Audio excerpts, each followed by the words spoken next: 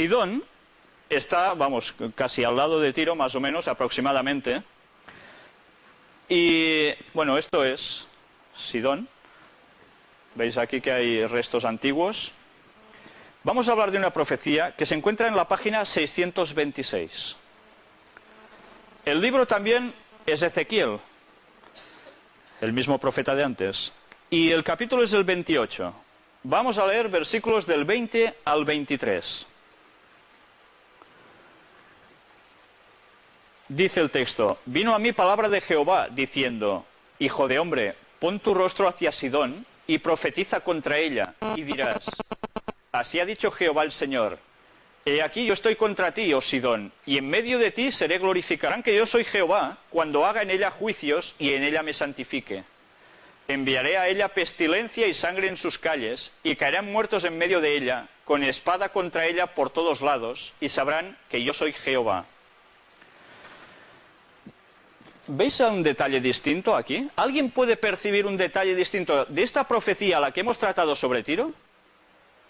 ¿Dice aquí en algún momento que Sidón va a desaparecer como ciudad? ¿Que va a dejar de ser habitada para siempre? ¿Lo veis? Yo no lo veo, ¿eh?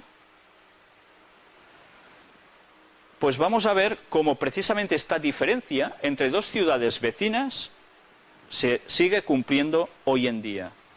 ¿Sabéis? Vamos a hacer un poco de historia de Sidón. Resulta que Sidón pasó por numerosísimas batallas y ha sido así durante todos los siglos. El rey Cambises de Persia, este señor que aparece en un bajorrelieve, conquistó aquella ciudad en el año 526 a.C. En el 351 a.C. fue destruida durante una revuelta y sufrió precisamente un gran derramamiento de sangre. Cuando se rebelaron contra los persas, en el año 345 a.C., murieron 40.000 de sus ciudadanos. En esos tiempos las ciudades no eran mucho más grandes. O sea, morir 40.000 personas de una ciudad era casi bien desaparecer absolutamente. Lo más fácil era decir, pues nos vamos a otro sitio, como ha pasado tantísimas veces cuando ha muerto tanta gente en una población. Pues no, Sidón volvió a tirar para adelante, fue reconstruida. Luego cayó en manos también de Alejandro Magno, para variar, en el año 334 a.C. aproximadamente, viéndose así involucrada en la guerra de sus generales. Porque sabéis que Alejandro Magno, además, terminó mal. A los 33 años se muere por glotonerías, orgías, etcétera, etcétera, y sus 4 generales no se querían mucho, parece ser, pero sí querían mucho su imperio. Y se empezaron a coger cada uno su parte de tropas y a guerrear entre ellos. Con lo cual el imperio de los griegos se empezó ya a tambalear, no era tan poderoso como lo era antes, ¿no? En la época de Jesucristo, Sidón seguía siendo una ciudad rica y próspera. Luego llegan las cruzadas, en los años 1096 a 1270 después de Cristo.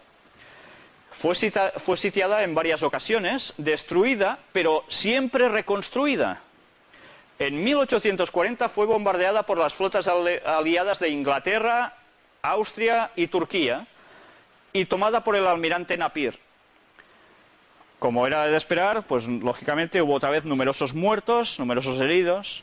Incluso durante la Primera Guerra Mundial, pues también fue escenario de varias batallas muy fuertes. Pero sabéis, Sidón sigue existiendo actualmente, pero ya no se llama Sidón, se llama Saida. Básicamente el nombre sigue siendo el mismo. Pero ¿habéis visto? El cumplimiento de la profecía sigue en vigencia. Sidón aún está en pie. En cambio, Tiro, esa parte, no. ¿Cómo puede distinguir un profeta en un futuro tan lejano que las cosas sigan pasando con este cumplimiento? Y ahora vamos a tratar sobre Egipto. Sí, ¿no? Ah, vale, sí, es verdad, gracias por el apuntaje. Lo visteis todos en la guerra del Líbano, que duró 33 días.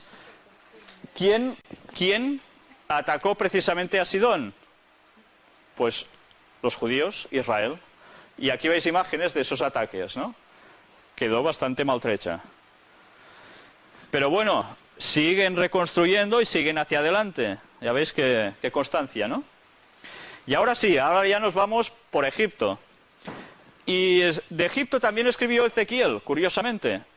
En vuestras páginas, estarán en las páginas 626-627, capítulo 29, versículos 9 y 10, y luego seguiremos leyendo otros textos. Dice, y la tierra de Egipto será asolada y desierta, y sabrán que yo soy Jehová, por cuanto dijo, el Nilo es mío, y yo lo hice. Una cosa, ¿por qué Dios dice que el Nilo es mío y yo lo hice? Porque sabéis que los egipcios tenían al Nilo como una divinidad absoluta, era el que les daba la vida. Entonces, ¿qué quiere decir con esto? Que él está por encima de los dioses egipcios, que tenían un montón, y entre los cuales destacaba uno que era el dios Sol, del que tanto hemos hablado en estas conferencias, demostrando su vinculación con la masonería, ¿vale? Sigue diciendo, por tanto, he aquí yo estoy contra ti y contra tus ríos, y pondré la tierra de Egipto en desolación, en la soledad del desierto, desde Migdol hasta Sebene, hasta el límite de Etiopía. Vamos a leer también versículos 14 y 15. Y volveré a traer los cautivos de Egipto, y los llevaré a la tierra de Patros, a la tierra de su origen, y allí serán un reino despreciable.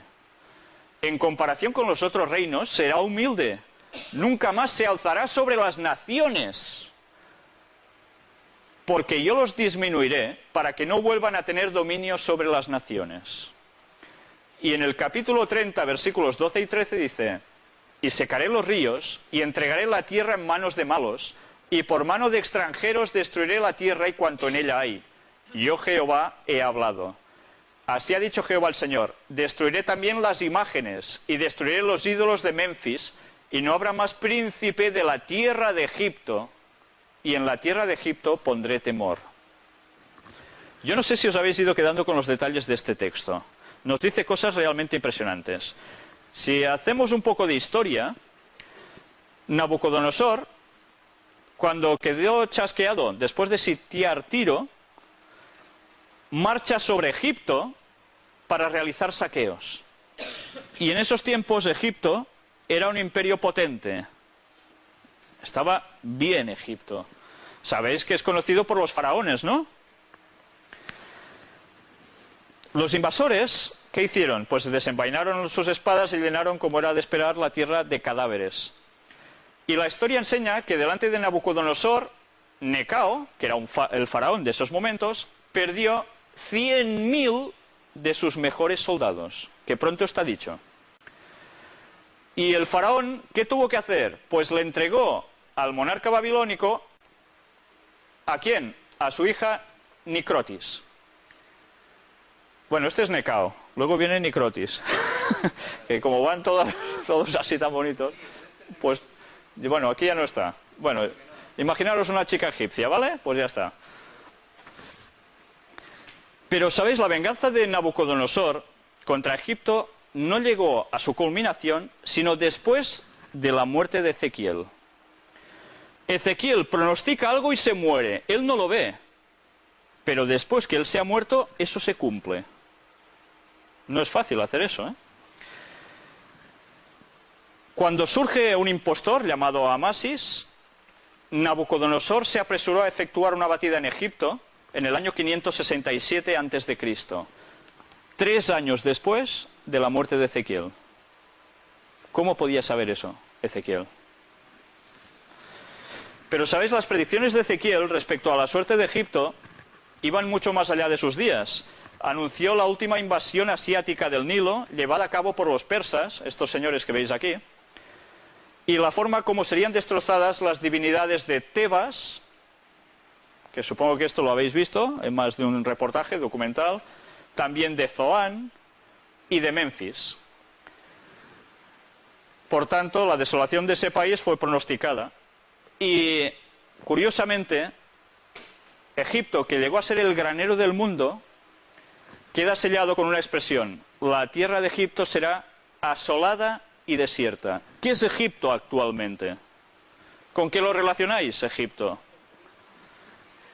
Arenas, unas ciudades, alguna en concreto, el Cairo, bastante grande, el resto, bastante miseria, y ruinas, por tanto, turismo.